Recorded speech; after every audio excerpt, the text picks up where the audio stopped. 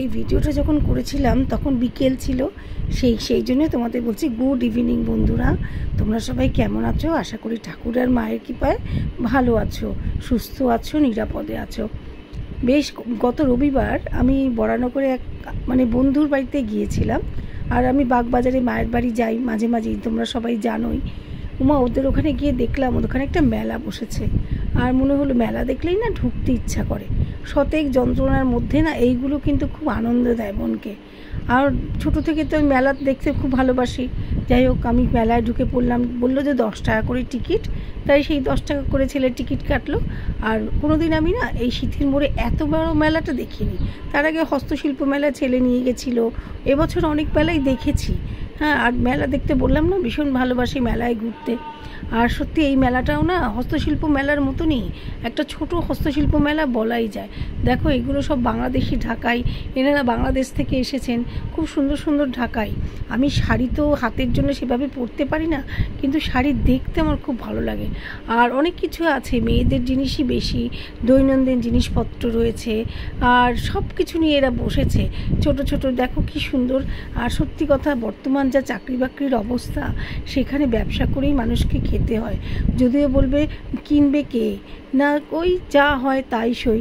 আর দেখছি অনেক জায়গা থেকেও এসেছে, তারা বিভিন্ন রকমের কার্পেট এইসব নিয়েও বসেছে। আর বেশ সুন্দর, এত ভালো লাগছে দেখে। আর এই গরম পড়ে গেছে তো, শীতকালে মেলাটা এক ধরনের ইমেজ থাকে, আর গরমকালে মেলার কিন্তু এক ধরনের ইমেজ থাকে। আর দেখো এই জামদানি ঘরে দেখলাম অনেক অনেক জামদানি ঘর বসেছে। তারপরে বিভিন্ন রকমের মেয়েদের পোশাক, ছেলেদেরও আছে।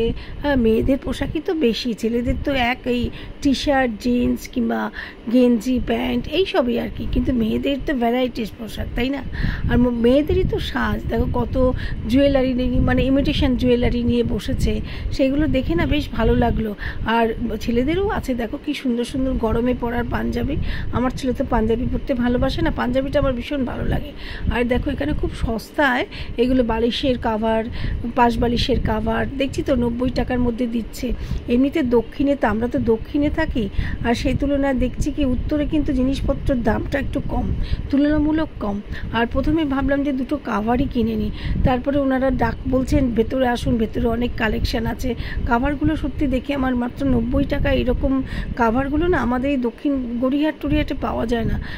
ভালো অনেকটাই দাম চায়। চলো ভেতর দিকে ঢুকলাম, ভেতর দিকে দেখছি প্রচুর জিনিস আছে, প্রচুর অনেক ভ্যারাইটিস দামের বেড কাভার রয়েছে। মেয়েদের ঘরে পরার টি শার্ট, যে ঘরে যে আমরা মেয়েরা পরি সেই রকম গেঞ্জি টি শার্ট যেগুলো আছে সেইগুলো রয়েছে। আর অনেক কিছু রয়েছে, আর স্কার্ট রয়েছে, অনেক কিছু, অনেক ডবল বেডের চাদর রয়েছে। এগুলো সমস্ত ভালো ভালো জয়পুর প্রিন্টের চাদর, এগুলো 350 টাকা করে দাম, বেশ সুন্দর চাদরগুলো।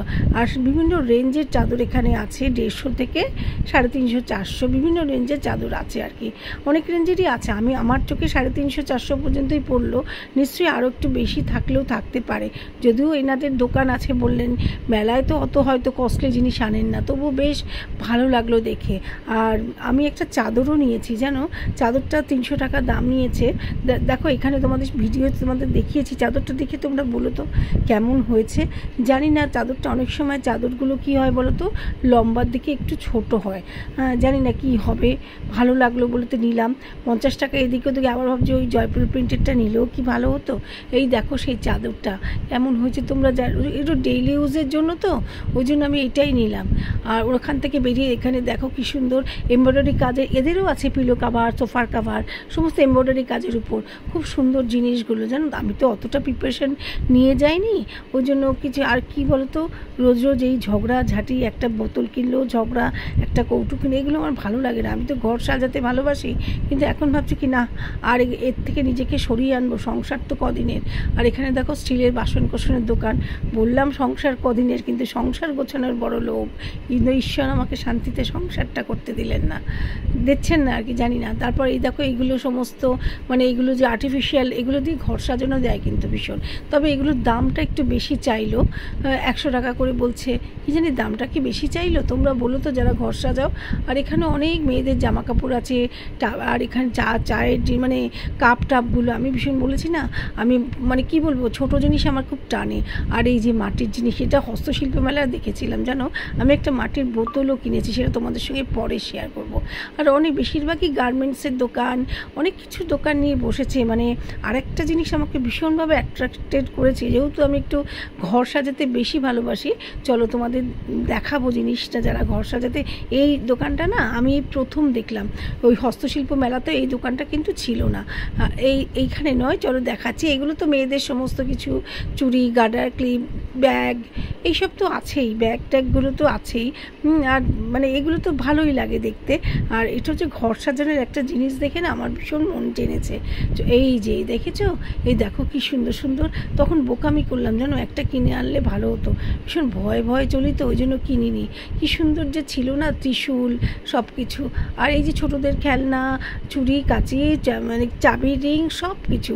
আচার কি নেই, সব দেখে তারপর চলে এলাম জগৎজননীকে প্রণাম করতে। প্রণামও হয়ে গেছে, ভোগ একটু খাওয়াও হয়ে গেছে। চলো এবার তো ফেরার পালা। ফেরার আগে ছেলে বললো অনেক দিন পরে এলাম, চলো একটু কাটলেট খেয়ে যাই। তাই একটু কাটলেটও খেলাম। কাটলেটের পয়সা কিন্তু ছেলেই দিয়েছে জানো। যাই হোক, খুব ভালো লাগলো দিনটা, ভীষণ ভালো লাগলো, মনটাও ভীষণ ভালো লাগলো। আর তোমরা তো আমার এক্সটেন্ডেড ফ্যামিলি, তাই তোমাদের সঙ্গে শেয়ার করেও খুব ভালো লাগলো। আশা করি তোমরা ভালো